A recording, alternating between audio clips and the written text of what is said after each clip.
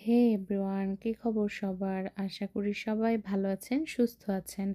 তো আজকে যাচ্ছি প্রকৃতির বাসায় গণেশ পূজাতে।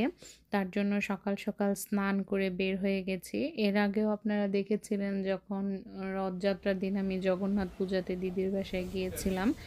তো এই যে চলে আসছি। আমি এসে দেখি টুম্পাদি খুব সুন্দর করে ঠাকুরগুলোকে সাজিয়েছে। ও দিদিদের গাছে এত ফুল ফুটে আর মানে ভীষণ সুন্দর লাগছিল। আসলে ঠাকুর এমনিতেই সবসময়ই সুন্দর, কিন্তু ফুল দিয়ে সাজানোর কারণে আর সবচেয়ে বড় কথা দিদির ঠাকুরের এত সুন্দর, সুন্দর জিনিসপত্র আছে, দেখতেও ভালো লাগে। দেখ মানে ক্যান্ডেল থেকে শুরু করে সবকিছু। আমার কাছে মনে হয় এটা ছোটখাটো একটা বাংলাদেশ। আমি বলি এই যে দেখেন গোপালের জন্য বিছানা। রাত্রের বেলা গোপালকে এই বিছানাতে আর কি দিদি ঘুম পাড়ায়। বিছানা আছে। ওই দোলনাটার মধ্যেই বিছানা আছে। তো টুম্পাদি ১ম এ পূজা দিচ্ছিল। আসলে আমরা নিত্য যেই পূজাটা দেই সেই পূজাটা দেওয়ার পর দেখেন এত সুন্দর, আমি শুধু ঠাকুরগুলোকে দেখছিলাম। তো সব আয়োজন মোটামুটি রেডি। শুধু ফল বানানো আর ঠাকুরের মালা গাঁথাটা বাকি ছিল। তো আমি গিয়ে ১ম এ একটু ঠাকুরকে প্রণাম করে নিই। তারপরে হচ্ছে আমি বললাম যে, "বাবা তুমি কি সুন্দর সাজিয়েছো, আগে একটু ভিডিও করে নেই।" সত্যি কথা ভীষণ সুন্দর হয়েছিল সবকিছু। আর সবাই একসাথে তো ভালো লাগছে। ওই যে বললাম আমি তো কল্পনাও করতে পারি না।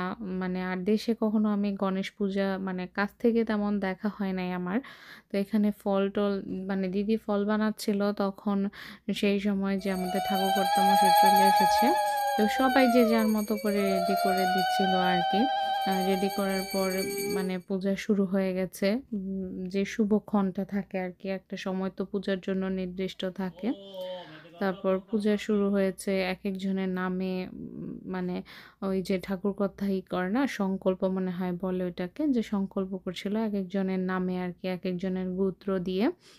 তারপর ওইখানে উপরে হচ্ছে মাসিমা, ববিদির বড় যা মানে সবাই মিলে রান্নার আয়োজন করছে।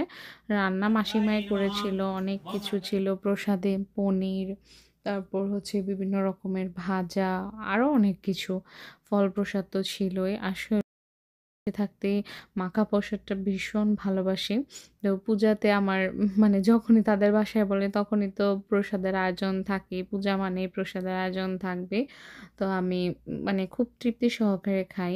অনেকে হয়তোবা মাখা প্রসাদ অত পছন্দ করে না, বাট আমার ভালো লাগে। যে দাদা বসে গেছে। বাসায় মোটামুটি সেদিন সবাই ছিল পূজাতে একসাথে, ভীষণ ভালো লেগেছে। আসলে সবার সাথে ওই ক্লিপগুলা তোলা হয় নাই। তখন টুকটাক এই আমিও একটু হেল্প করছিলাম আরকি। যতটুকু পারি সব তো আয়োজন করেছি বেশিরভাগই টুম্পাদি আর মাসিমা, বড়দি তারা সবাই রান্নার মানে উপরে ব্যস্ত ছিল। আর এখানে তো পূজার আয়োজন করা হয়েছিল। তারপর পূজা শেষ হওয়ার পর আমি ফল প্রসাদ পেয়ে বাসায় চলে এসেছিলাম। এই যে এই প্রসাদটা দিয়ে দিয়েছে। আসার পর দেখি ধুম বৃষ্টি। ভালো হয়েছে যে আগে চলে এসেছি, না হলে যাওয়ার সময়ও টিপটিপ বৃষ্টি পড়ছিল। তো আমি তো এখানে ফল প্রসাদ নিয়েছি। তো এখানে এসে যে প্রসাদটা মেখে নিয়েছি। তো আমি প্রসাদটা খাই।